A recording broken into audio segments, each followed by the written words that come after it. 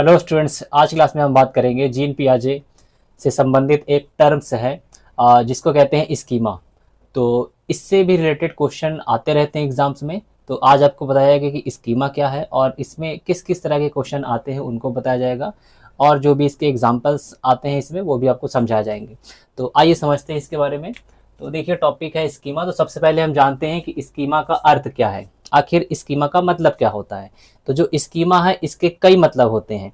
जैसे एक मतलब होता है ब्लूप्रिंट।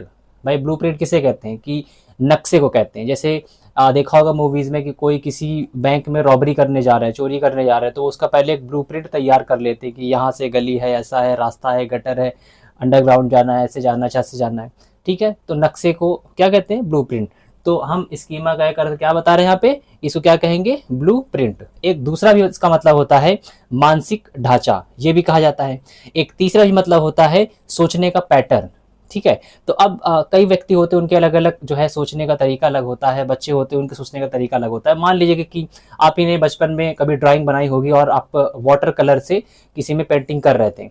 तो अब जैसे कोई डायग्राम है, तो अब उसमें कुछ बच्चे सोचते हैं कि लाइए हम जो है ऊपर से पेंटिंग करना स्टार्ट करें, कि यही कलर नीचे अगर आ रहा होगा बह करके तो ये इसी में यूज हो जाएगा। कुछ लोग होते हैं, बच्चे क्या करते हैं कि नीचे से ही पेंटिंग करना स्टार्ट कर दिया।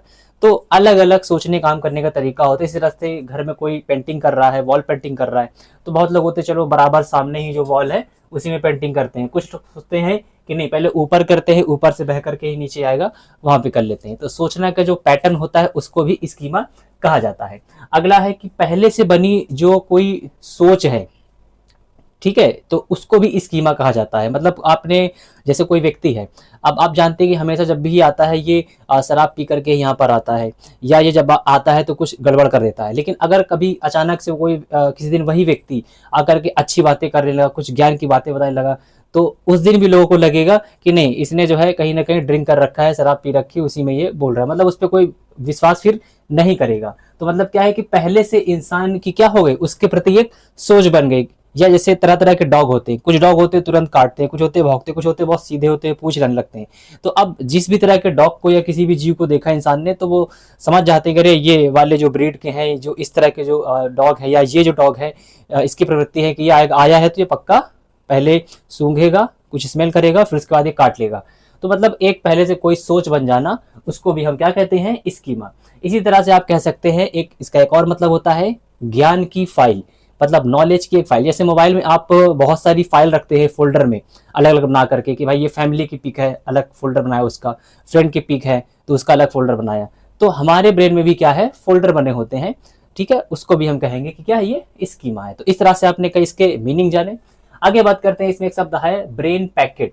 भाई जो ब्रेन है हमारा, वो इंफॉर्मेशन को, सूचना को कैसे रखता है अपने पास? पैकेट के फॉर्म में रखता है। पैकेट के फॉर्म का मतलब है कि जैसे आपने बायोलॉजी में पढ़ा होगा, एक फाइलम होता है। फाइलम मतलब एक वर्ड है फाइलम। अब फाइलम, जैसे ही फाइलम वर्ड आता है तो आपको समझ में आता है कि बहुत सारे फाइलम तुरंत दिमाग में रखते हैं। अच्छा, प्रोटोजोआ, पोरीफेरा, एनिलिडा, आर्थ्रोपोडा, कौन सा फाइलम?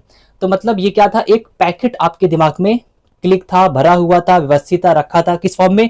फाइलम के रूप में। तो फाइलम के रूप में एक पैकेट फाइल बनी हुई रखी हुई थी। जैसे किसी ने कहा कि फाइलम बताइए, तो तुरंत मन में आया अच्छा अच्छा फाइलम मतलब ये प्रोटोजोआ, पोरीफेरा वाला, ये वाला।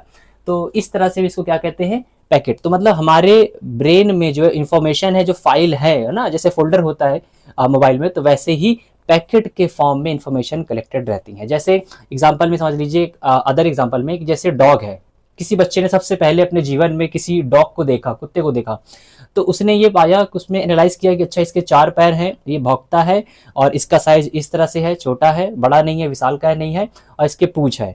तो अब उसकी दिमाग में फोल्डर एक तैयार हुआ कि अच्छा इस टाइप्स का कोई एनिमल दिखता है तो वो क्या होगा, वो डॉग ही होगा। नेक्स्ट टाइम पर अगर उसको कोई कैट भी दिख जाती है, बिल्ली भी दिख जाती है, तो उसमें भी काफी चीजें लक्षण सिमिलर होते हैं, वो तुरंत उस फोल्डर पर जो उसके पास पहले से ज्ञान की फाइल जो है स्टोर थी डॉग वाली, और उसको अचानक से बिल्ली दिख गई, तो वो तुरंत उस पैकेट पर क्लिक होता है डॉग वाले पर, और वो जाकर के मैचिंग करता है कि अच्छा अच्छा इसके भी 4 पैर, इसके भी पूंछ, और ये चीज। लेकिन जब देखा कि अच्छा भौंका नहीं, तो मतलब ये वो नहीं है, लेकिन उसी के जैसा कुछ है। तो इस तरह से ब्रेन जो है काम करता है।